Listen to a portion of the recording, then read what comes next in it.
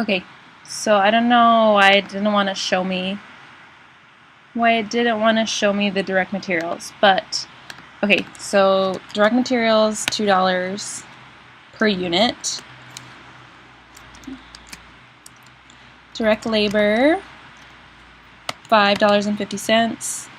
Variable manufacturing overhead is $4.50, and then fixed overhead $7 for a total of $19. Total cost $19. So this problem would be really easy except for this fixed overhead that you just don't really know what to do with it. So, and we're looking at making or buying. So we'll do make versus buy. So buying is $18 per unit. So I'm just going to put $18 to buy it. That's what it says. But this isn't going to be as straightforward as just $18 versus $19. So it says that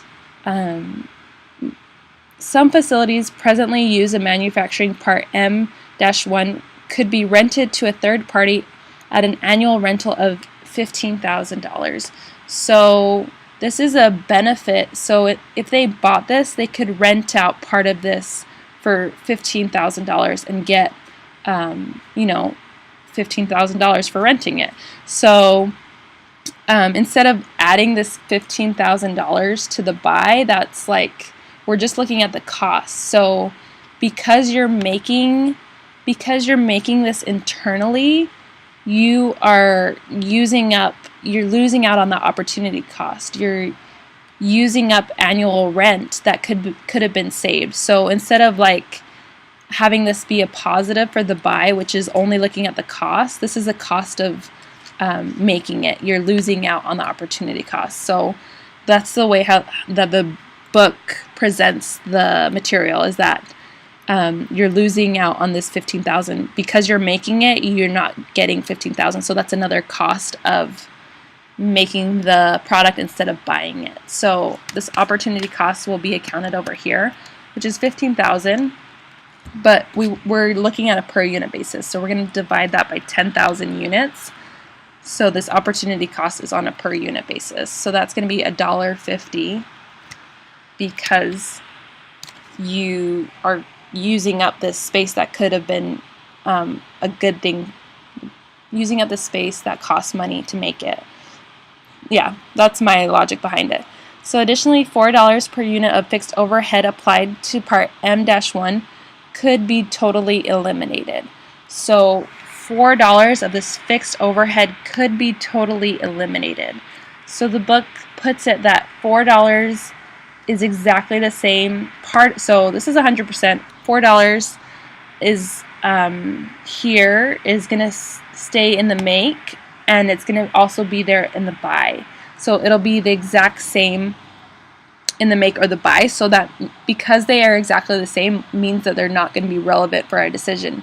Because they don't change, there's no difference between the two, it means that they're not relevant, because it's going to be the same $4 $4 with the make or $4 with the buy. So with this $4 eliminated, you're still going to have to pay for $3. So instead of the full $7, you're now going to pay for the leftover. You still have to pay for the $3. So $4 was eliminated when we did the buy, but the leftover we still have $3 to pay for buying the unit, because these fixed costs won't totally be eliminated. Yeah, so they're eliminated because they're the same with the make or the buy. Yeah, that's my logic behind it. Sorry if that's kind of confusing. This is the way I think about it. Hopefully it kind of makes sense to you. So now we're going to add these up. So our total for the make was $19, plus we have this opportunity cost.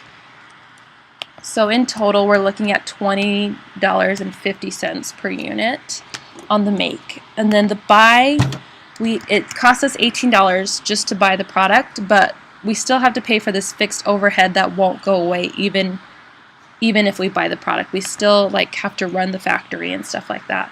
So, and that's an additional $3. So we're looking at $21 for buying the product. So you always want the cheaper one. So we're definitely going to want to make this. And so this is on a per unit basis. So 50 cents is going to be our benefit per unit. Times it by 10,000 units is going to favor by $5,000 to make this rather than to buy it. And so if you look at, so should you accept the offer of $18 per unit, you'd say no, it's cheaper to make the part than to buy it. And so that's where your answer A comes into play. Okay, so we'll go back to the review sheet. I'll pull it up here. Okay, so hopefully you can keep practicing this make or buy analysis so you know which one's going to be relevant and which one's not going to be relevant. And special orders, if they use idle capacity and don't interfere with the normal production, existing fixed overhead costs will not change and are irrelevant. Because they don't change, they're irrelevant. So if it says idle capacity, only look at the variable costs, direct materials, direct labor, and the variable overhead costs. If they say part of the fixed overhead, is included, then look at that. But if it's idle capacity, you're only going to want to look at direct materials, direct labor, and variable overhead. Just a heads up for the exam. That is on the exam. And then we'll move on to Chapter 12.